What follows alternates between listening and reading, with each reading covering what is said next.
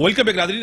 Madam, आप सुन रही थी कि जिस तरह बैरिस्टर साहब भी कह रहे हैं कि पार्टी का जो हेड है वो जो है ना, जिस तरह फैसला आया है आपके सामने सुप्रीम कोर्ट का, अब जो ये वोट तो काफ लीग के जो है ना मेंबर्स ने दे दिया है, अब वो काउंट नहीं होगा और जिसका जाहिर है नुकसान परवेज इलाही को ही होगा। क्या कहेंगी? मैं इस बारे में इसलिए बात कुछ समय बाद ही चल जाएगा ये वोटिंग, उसके बाद पता चलेगा कि जिस लेटर का जिक्र बैरिस्टर साहब कर रहे थे उसके ऊपर कितना अमल होता है और क्या होता है। लेकिन उनकी बात का जवाब देना चाहूंगी। उन्होंने अपने उसमें जो बातें की पीटीआई के लिए, उसमें एक बात ये थी कि अगर वो हैंडसम बहुत ज्यादा है तो उनको प्राइम मिनिस्टर होना चाहिए। What is this nonsense?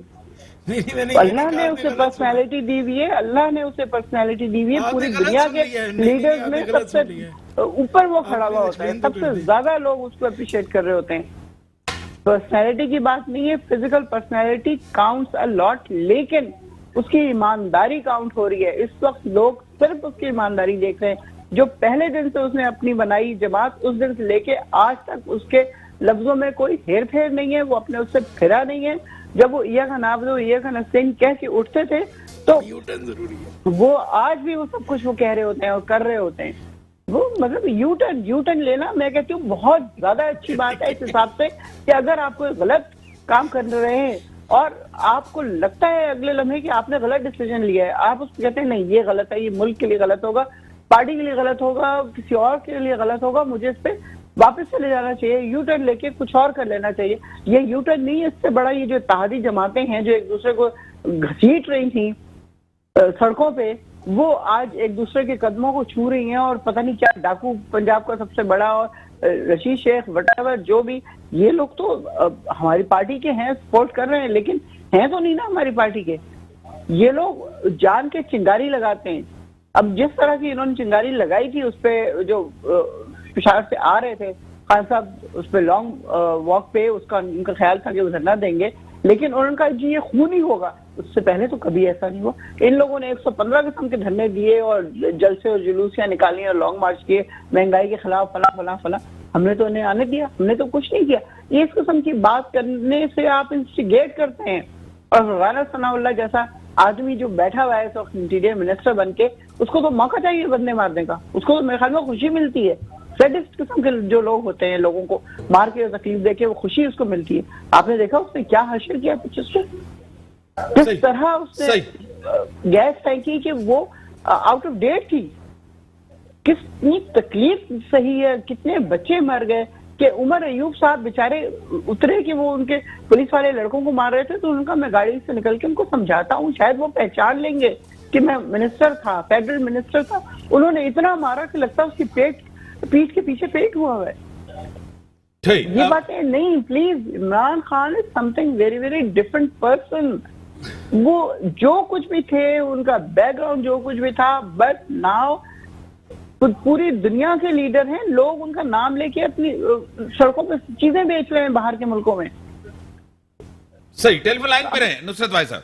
हाँ सर, क्लियर करें अपने आप को। आपने जो हैंडसम की एक बात की, यू टर्न लेना अच्छी बात है, यू टर्न लेना चाहिए, क्या कहेंगे बैरिस्टर साहब? अच्छा नहीं, वो मैं हैंडसम तो मैं सिर्फ ये कह रहा था कि सिर्फ इस वजह से देखें, आसिफ जरदारी ने भी वही काम किया जो खान साहब कर रहे थे, और वो ये था कि इत्तेहादियों को मनाना है। This is a part of politics ना। अब एक वक्त आता है कि तमाम लोगों को एक पॉलिटिकली मैच्योर बातें करनी चाहिए, और मैं समझता हूं कि जो हमारे पीटीआई के दोस्त हैं वो भी अब इन चीज़ों की तरफ आए, इन चीज़ों को समझें कि इत्तेहादियों को मनाना, उनका रूठना, बैठ के बात करना, carrot and stick, this is a part of politics, और ये साथ साथ चलता है। मैंने अब मिसाल ये दी थी कि खान साहब कराची नहीं आते थे, वो एक दफा आए थे तो 11 अरब का ऐलान करके चले गए थे, 3 घंटे 1100 अरब का 3 घंटे के लिए आए थे, हेलीकॉप्टर में आए, हेलीकॉप्टर से चले गए थे। लेकिन जिस वक्त ये इत्तेहादी नाराज हुए तो वो एमक्यूएम को मनाने बार बार आते थे। तो ये this is a part of politics. और मैं सिर्फ ये कह रहा था कि आप आसिफ अली जरदारी के ऊपर इस वजह से अनफेयर ना हो चूंकि वो इतना हैंडसम नहीं है जितने खान साहब हैं।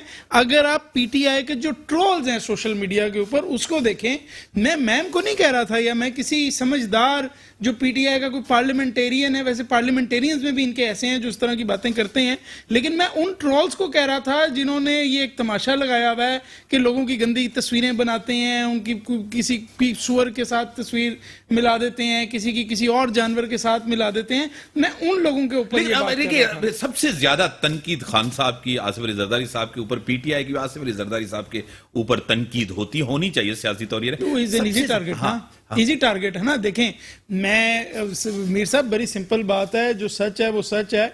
गिनती शुरू हो गई है बाय द वे। जो सच बात है वो सच है, और वो ये है कि अगर मैं आसिफ जरदारी के खिलाफ बात करूंगा तो 95% लोगों के अंदर एक्सेप्टेबिलिटी होगी।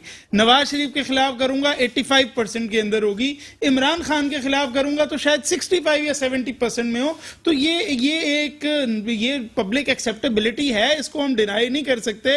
और बड़ी सिंपल बात है कि आसिफ जरदारी कॉन्स्टिट्यूएंसी पॉलिटिक्स का मास्टर है, लेकिन एक ओवरऑल इमेज का प्रॉब्लम है, और उसी की वजह से पीपल्स पार्टी भी आज स्ट्रगल कर रही है। To target Asif Ali Zardari is very easy. Mister 10%, bank accounts, तो हु मर्डर्ड बेनजीर, वो सारी चीजें कॉन्स्पायरेसी थ्योरीज इंटरनेट के ऊपर। Asif Ali Zardari in that terms is an easy target. और इसी चीज का फायदा, क्योंकि देखें ना, मैं जो देख रहा हूँ पीटीआई के जब हमारे दोस्त आते हैं टीवी के ऊपर, ये पीटीआई के दोस्त हमारे जब जलसों में तकरीरें करते हैं, वो कभी ये बात नहीं करते कि हमने ये काम किया या हमने ये काम किया या हमने ये काम किया। पीटीआई के पॉलिटिकल स्पेक्ट्रम में आने से सिर्फ एक फर्क पड़ा, और वो ये है कि पहले पीपल्स पार्टी और नून लीग एक दूसरे को कहते थे तुम चोर हो, तुम चोर हो, तुम चोर हो, तुम चोर हो।